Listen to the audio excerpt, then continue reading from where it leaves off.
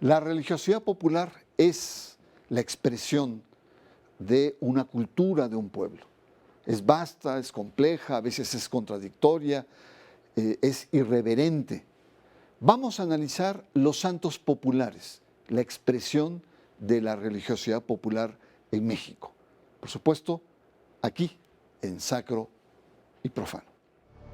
Actualmente hay más de 20,000 santos en la Iglesia Católica. Tan solo el Papa Juan Pablo II consagró a 2,000 santos y beatos. Un santo es aquel cristiano que por su vida ejemplar, su fe intachable o por actos heroicos es susceptible a ser imitado y elevado a los altares por la Iglesia. Además, puede interceder con Dios. Los santos son creyentes de una vida espiritual profunda cuya existencia ha estado regida por los principios sacros del cristianismo. Para muchos historiadores, la tradición de los santos se remonta a las religiones politeístas.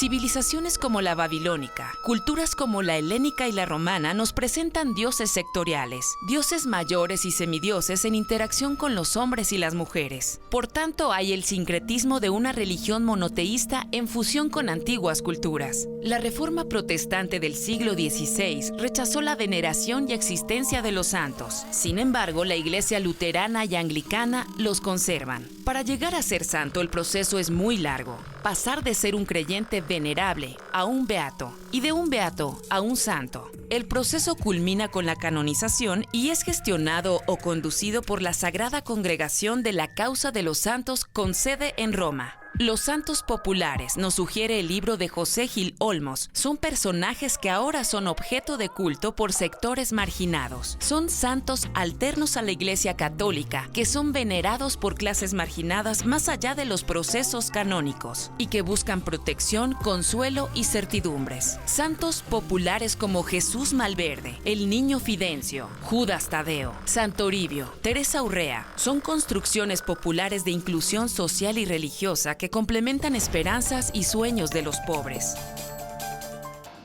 Muy buenas noches, bienvenidos una vez más a Sacro y Profano.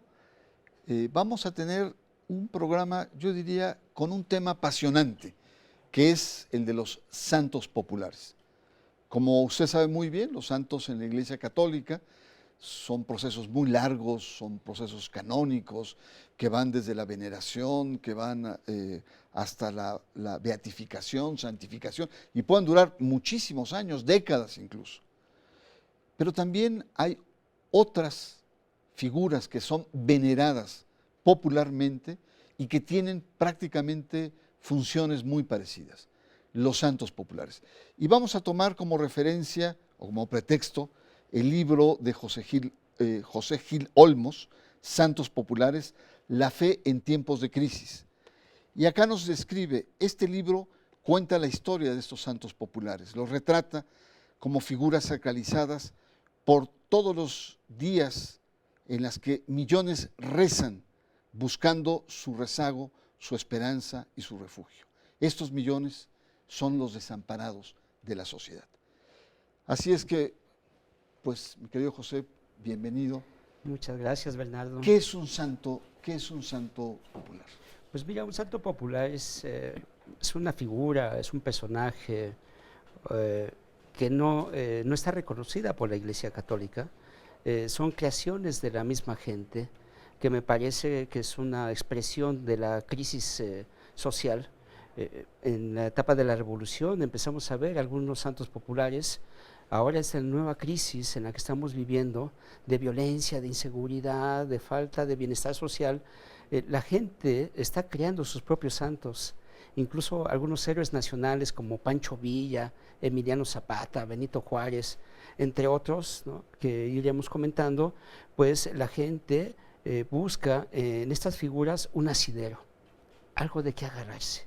Y a estos santos populares le piden vivienda, le piden salud, le piden educación, estos derechos que pues la Constitución nos los garantiza y que sin embargo no tenemos. Entonces, santos populares son los que crea la gente.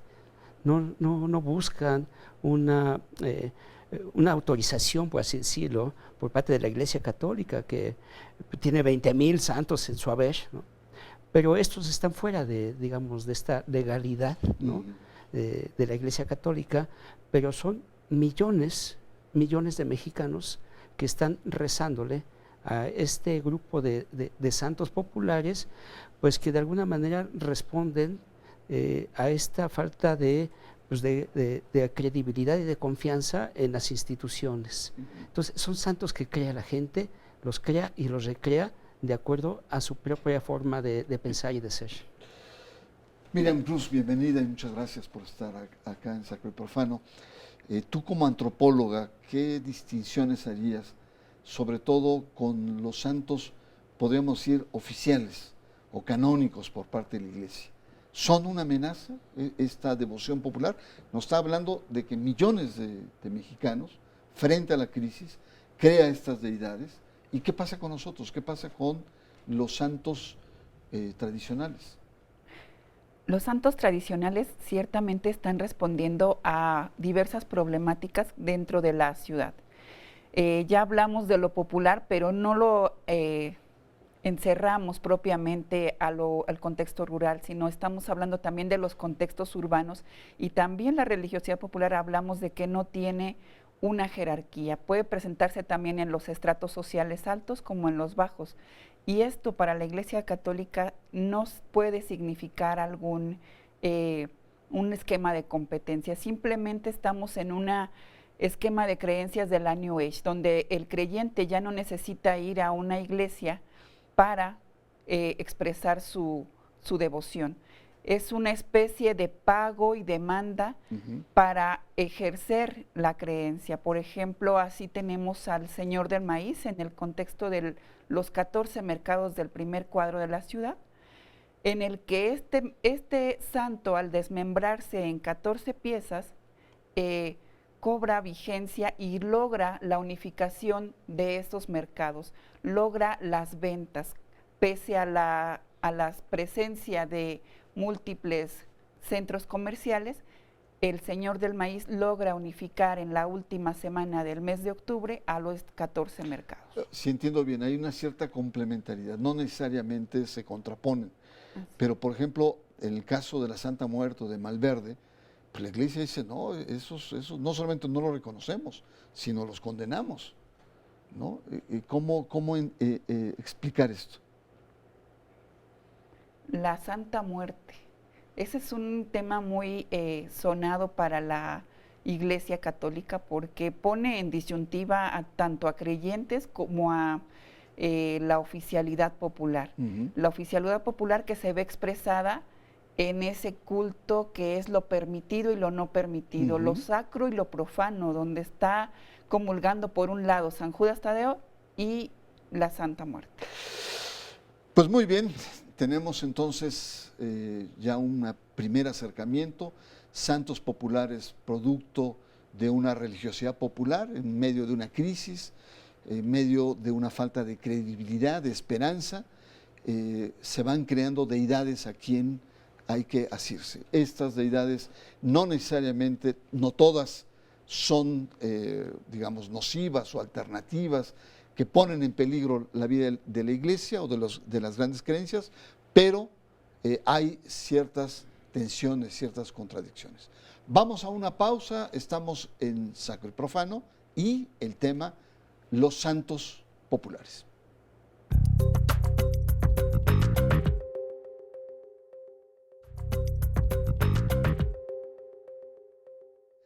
Santos populares, el tema de esta noche en Sacro y Profano. Y bueno, tú ya habías introducido, estos santos tienen mucho de profano y la gente también los ha hecho sacros, ¿no? Yo estaría pensando Pancho Villa o Emiliano Zapata, son personajes que no son tan santos. Exacto. Sin embargo, hay ciertas deidades por parte de, o ciertas características en esa perspectiva. ¿Cómo se va construyendo un santo popular? Es decir, ¿cuál es el proceso por el cual un personaje como Niño Fidencio o la cantidad de santos que aquí abordas, como Teresa Urrea, como Santo Toribio, como Judas Tadeo, Santa Muerte? Es decir, ¿qué se requiere? ¿Cuáles son las características por las cuales se va haciendo un santo popular? Mira, creo que el ejemplo más claro de esto es Malverde, Jesús Malverde, que ahora lo identifican con el narcotráfico, con la delincuencia, etcétera. Jesús Malverde, de acuerdo a la investigación que hago en el libro, hay un personaje que nace en principios del siglo XX, es como una especie de Chucho el Roto, que después de trabajar en las vías del tren, en haciendas, etcétera, se cansa de la injusticia, comienza a asaltar las haciendas de Sinaloa hasta que los hacendados piden el apoyo al gobierno, lo encuentran, lo aprenden y lo cuelgan en la plaza principal de Culiacán, como un ejemplo para que nadie más haga lo mismo.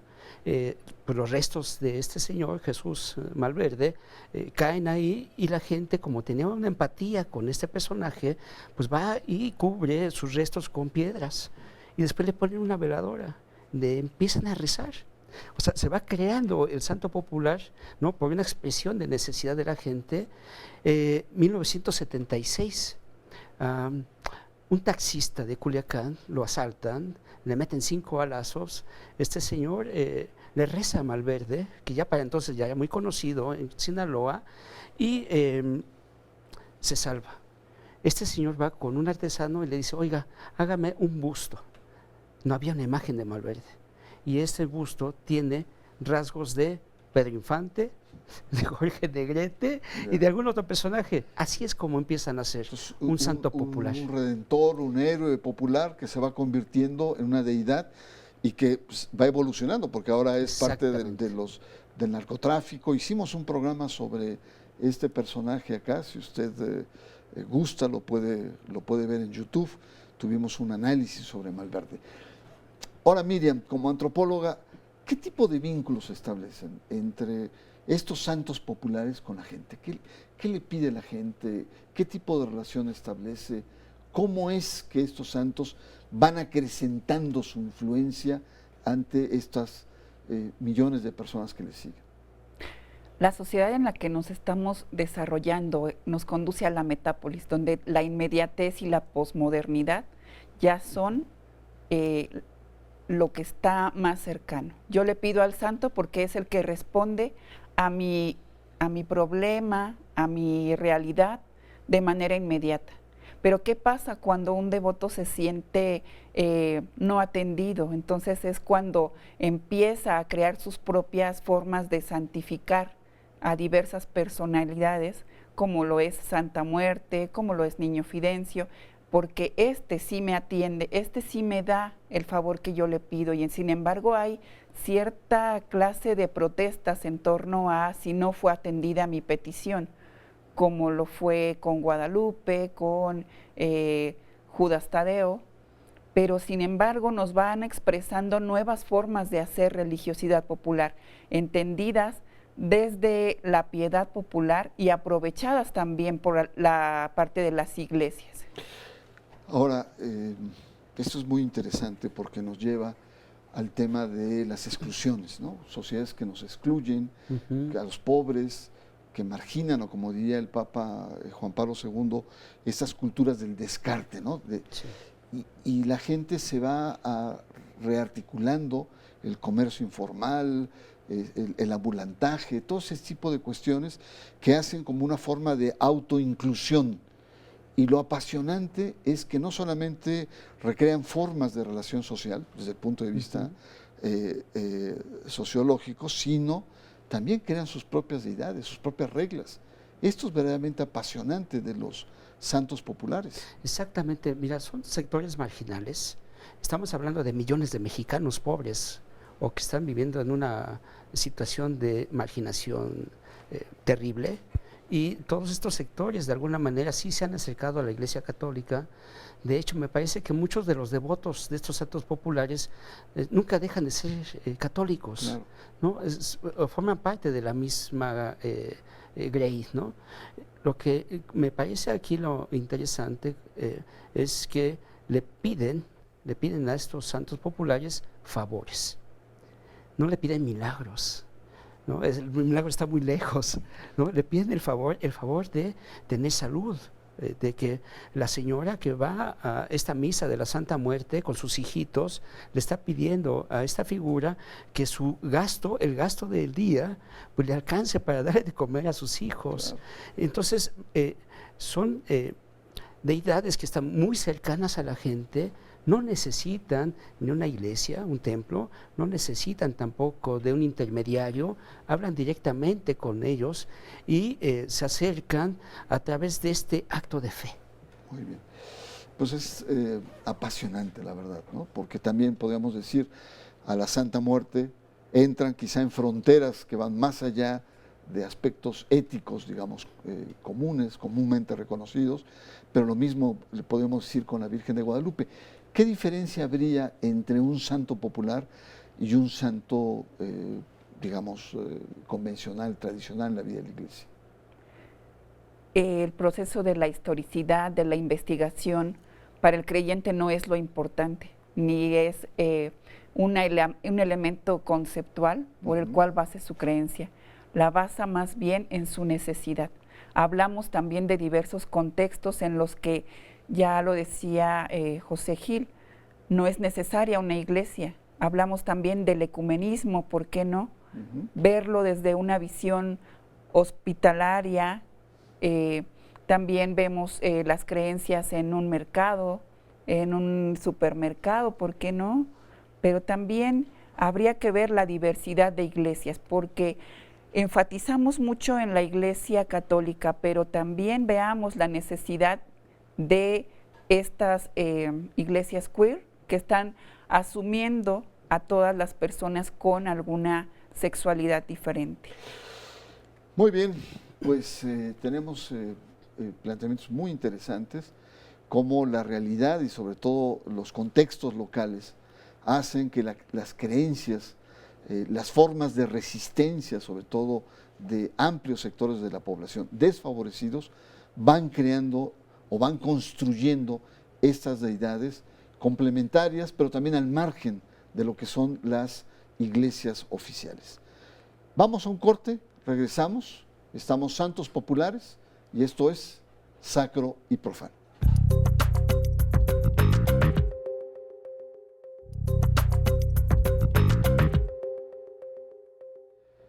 Los santos populares, el tema de esta noche, estamos en el último bloque, y cuántas preguntas nos deja este tema, cuántas avenidas e interrogantes sobre nuestra cultura contemporánea. Y sí me parece muy interesante el que repensemos, porque en el fondo el libro de José Gil, Santos Populares, esta fe en tiempos de crisis, nos plantea una disyuntiva y una provocación del autor en estos análisis que hace de diferentes santos. Comúnmente se cree o se plantea que el hombre y la mujer, por supuesto, son criaturas de Dios. Pero al parecer el libro de Gil nos está planteando lo contrario, que Dios, sus deidades, son criaturas del hombre y de su circunstancia que está viviendo. ¿Qué reacción tienes a la provocación que en el fondo nos hace nuestro autor? Pues más que provocación es una realidad. El hombre siempre ha creado desde sus orígenes, ha intentado explicarse el por qué está aquí. Sin embargo, han sido diferentes las posturas que a lo largo de la formación de las ciudades, de su devenir, de todo este contexto, nos ha dado producto como esa diversidad o multidiversidad de creencias, porque pensamos ahora en un Dios hombre, pero nos es muy difícil pensar o rezarle a una diosa mujer. Cuando si nosotros analizamos desde contextos arqueológicos, el oficio de las diosas nos dice las principales diosas eran mujeres, la fertilidad, la lluvia, la procreación, el amor está asociado a la mujer. Sin embargo, nos estamos abocando a creer en una diversidad, en una religión a mi modo, a la respuesta que yo tengo, a la necesidad que yo quiero, de acuerdo a la creencia. Muchas gracias, Miriam.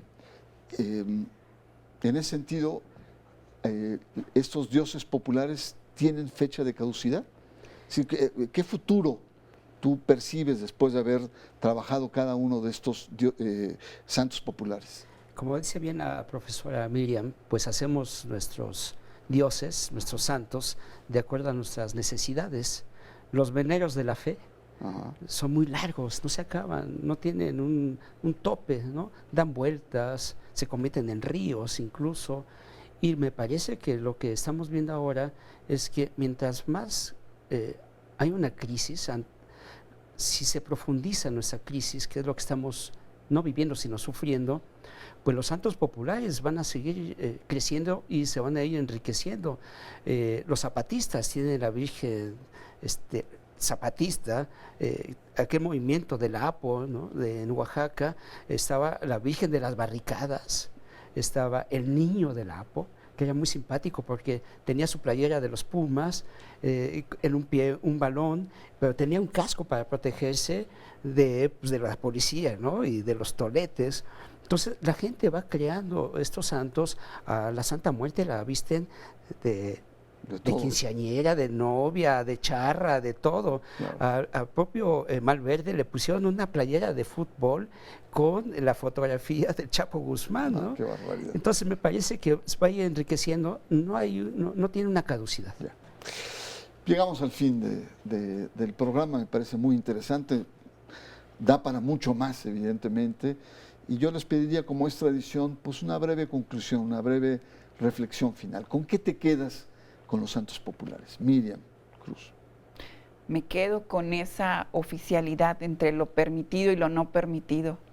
Qué rico es nuestra religión en torno a nuestra creencia, a ver que no todo es propiamente lo oficial, sino también está lo popular, y es el recurso del que muchas veces la religión se vale para evangelizar, para transmitir su mensaje. Pero lejos de transmitir un mensaje, la eficacia de esta religiosidad popular está propiamente en cómo el creyente expresa su fe en torno a este personaje que crea y que le advierte de muchas vicisitudes, le protege, le da casa, le da dinero, N cantidad de favores, seguridad, y además pues he escuchado de la Virgen de la Gentrificación también para los nuevos contextos urbanos y bueno, con forma de resistencia también de los 143 pueblos originarios que tenemos en la ciudad. Eso vamos a hacer otro programa sobre eso, Miriam, eso suena muy interesante. ¿Cuáles serían tus reflexiones finales sobre el tema? Me parece que la fe no está en crisis, sino todo lo contrario.